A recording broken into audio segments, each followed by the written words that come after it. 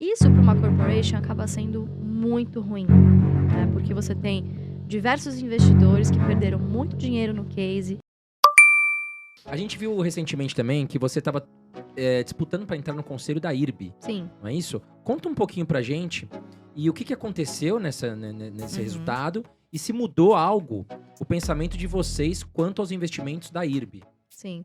Não, na verdade é o seguinte, a gente foi um movimento, na verdade a gente não estava programado para fazer, né?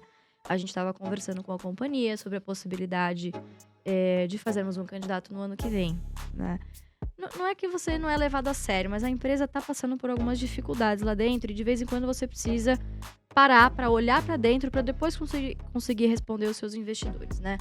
Isso para uma corporation acaba sendo muito ruim, né? Porque você tem diversos investidores que perderam muito dinheiro no case, ficam impacientes, né?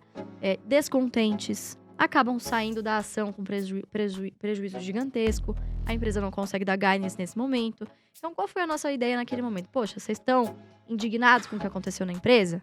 Estão fazendo um grupo de WhatsApp para se manifestar? Gente, não é assim que você consegue uma mudança na gestão de uma empresa. Então, a nossa ideia, na verdade, foi dar a oportunidade desses investidores que estavam revoltados e reclamando no WhatsApp, blá, blá, blá, e mobilizá-los para que eles conseguissem exercer o direito de voto deles, né? Claro que também a nossa intenção, nós temos uma posição, não é uma posição grande em relação à carteira, não chega nem a 1,5% da carteira do Barsi, mas é uma posição, querendo ou não, relevante entre acionistas pessoas físicas na base acionária, na composição societária da companhia, né? Cerca de 2%. Então, a gente lançou um PPP, né, que é um...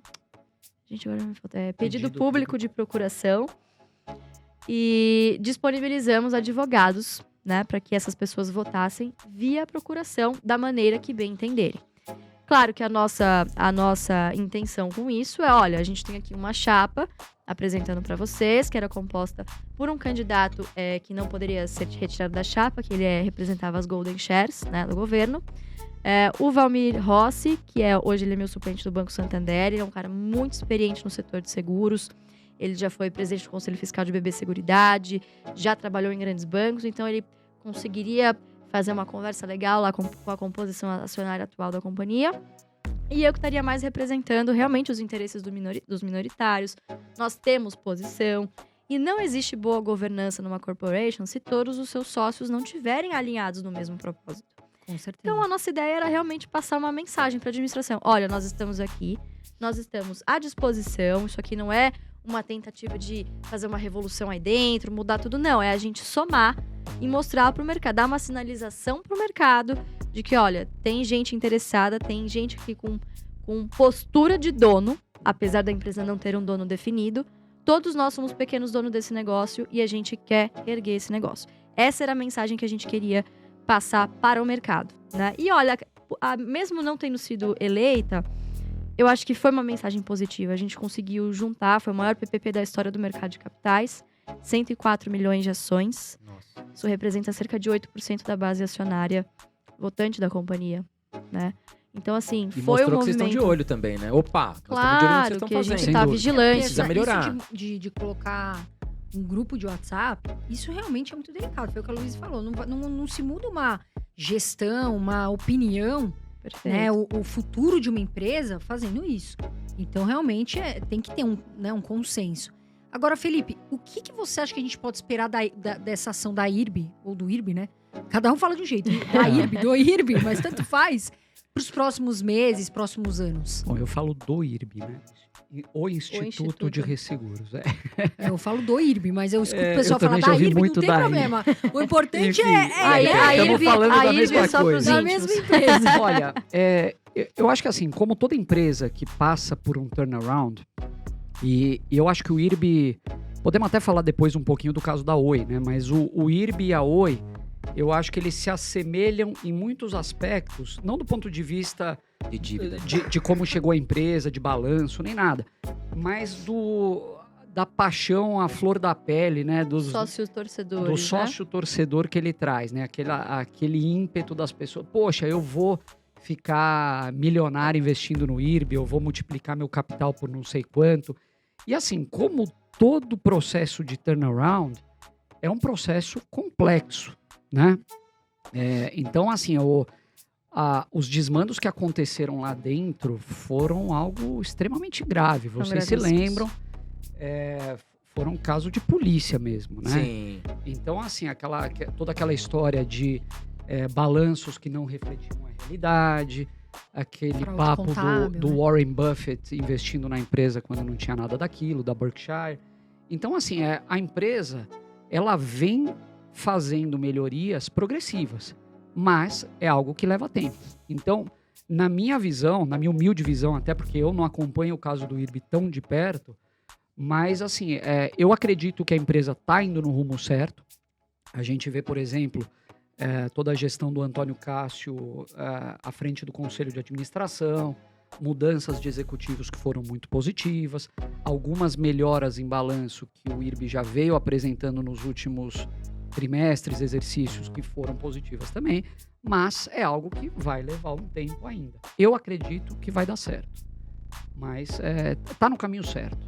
Né? Agora, então, o perfil do AGF e também do Barsi, no caso, que investiu em IRB, não é só focar em dividendos. Então, vocês também buscam empresas de crescimento. Veja, a gente busca empresas que ou pagam dividendos agora ou que um dia poderão vir a pagar. Ah, entendi. Tá. Exemplo, Taurus. A Taurus, na época que a gente começou a investir... Na verdade, o Barsi começou a investir... Tô até me adiantando aqui, né? Que eu sei que vocês vão falar. Eu sei. Mas, assim, é uma ação que tá desde 2005 na carteira Vamos dele. falar, vamos perguntar de Tauro. Se é oportunidade ou não entrar agora, hein? Agora, André, a questão que me perguntam muito, acho que pra você também. Bolsa de valores aqui tá barata? Ah, vamos perguntar pro Felipe e pra Luíse. Bolsa de valores, tá barata ou não tá barata? O que vocês acham? Tá barata, Fê? Pode Eu começar. acho que não tá cara. Escapou bem. É uma pergunta difícil de responder. Depende, tá barata depende do horizonte que você tá olhando. No curto prazo, eu acho que pode ser que alguns papéis tenham subido devido, principalmente commodities, bancos, né? Muito influenciada pelo fluxo estrangeiro, né? Então, algumas coisas a gente parou de comprar no momento. No momento, não tô fazendo nada. Não acho que a bolsa em si está cara. Os papéis que nós costumamos olhar, as empresas, né? É sempre bom você dissociar mercado de empresas. Não necessariamente no mercado em alta você não vai ter boas oportunidades. A gente tem, sim, algumas poucas empresas que estão abaixo do preço teto. Mas o que ocorre? Na nossa experiência, as últimas 2 vezes em que a gente se sentiu encurralado, vamos dizer assim, tendo que baixar um pouquinho... não digo princípios, mas baixar um pouquinho as nossas... Flexibilizar, né? Obrigada. Flexibilizar um pouquinho o critério de investimento. Se sentir encurralado do tipo, só tem, olha, umas 5 opções aqui. Isso aconteceu em janeiro, fevereiro de 2020 e junho, julho de 2021. E o que aconteceu depois, enfim, não é porque a gente é muito bom, sabe prever mercado. Não, é porque a gente é fiel às nossas estratégias. Então... Despencou tudo, né? Exatamente. Foi um momento de pandemia que a Petrobras caía 15% num dia. Exatamente. Né? Então, assim, não dizendo que vai acontecer algo catastrófico. Mas, nesse momento, a gente prefere guardar um pouquinho de caixa para eventuais oportunidades que possam vir a surgir, né? Quando o preço estiver interessante, a gente não tem pressa. A gente não tem pressa para aportar. Eu acho que esse é um problema que muita gente tem, aquela ansiedade. Eu preciso estar comprando. Caiu, vou comprar. Eu preciso estar fazendo alguma coisa. Eu preciso estar comprando, eu preciso estar vendendo. E a gente não. A gente tem essa paciência muito bem enraizada já. Então, ficar olhando o home broker ou até deixar o home broker desligado é algo que deixa a gente totalmente tranquilo.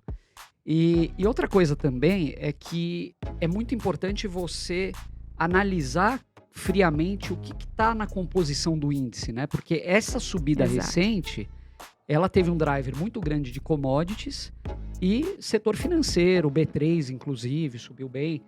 Mas assim, você olhando para o resto, tem muitas empresas ainda que estão um pouco esquecidas, os bancos, estão um pouco largadas. Os próprios bancos, né? Apesar de terem subido, você olha, por exemplo, um Banco do Brasil que vocês estavam comentando, ainda está interessante. O Bradesco não sai da casa dos 20. Alguns ainda não voltaram para níveis pré-pandemia, né? Você tem promoções ainda. Só que assim, eu acho que talvez seja a hora de compras pontuais. Eu não entraria de cabeça em nada como não estou entrando e a Lu a mesma coisa. O que vocês acham? O que vocês acham que é um risco no momento que pode fazer a bolsa desabar? Tá rolando, assim, algum motivo, eleições, enfim. O que vocês podem achar que, isso pode fazer a bolsa cair? Ou isso, beleza, se isso não acontecer, a bolsa deve subir. O risco que não tá precificado ainda, que é aquele que tá fora das expectativas. O que fez a bolsa despencar em 2020? Pandemia. Uma pandemia que ninguém A previu. bolsa precifica o futuro, né? Então, Exatamente. aí a gente não tinha Uma como guerra precificar. mundial Exatamente. também tá no radar? A gente não sabe o que pode acontecer, Tá no né? radar, mas isso não tá... de repente, sim.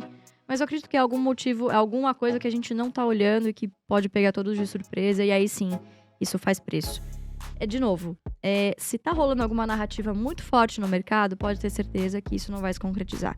A gente já viu isso acontecer N vezes, tipo, eleições americanas. Ah, não vou aportar agora porque vai ter eleição americana, vai cair ou vai subir. Bom, acontece sempre o contrário do que você tá imaginando, do que você tá se planejando a fazer, né? Então, de novo, respeitar as margens de segurança, a sua estratégia de investimento é o melhor que você pode fazer. Tem duas coisas que eu acho muito importante que o Felipe falou. A primeira, você que investe, cuidado para não ficar viciado e viciado em home broker. Porque tem pessoas que vão lá o dia inteiro e isso faz muito mal, traz ansiedade. A pessoa ela quer saber o que está acontecendo todo dia. E todo dia tem uma notícia, Sim. né? Petróleo, enfim. Então a gente tem que ter esse cuidado.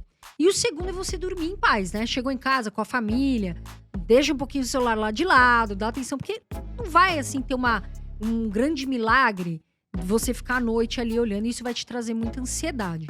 E eu tô falando isso porque eu conheço pessoas que ficam o dia todo e ficam muito preocupados de ficar olhando toda hora ali como é que tá o home broker. Então, tem que olhar, tem que ter uma estratégia a cada 3 meses. Eu, pelo menos, tenho essa estratégia. Mas, cuidado com essa maluquice de ficar o dia inteiro.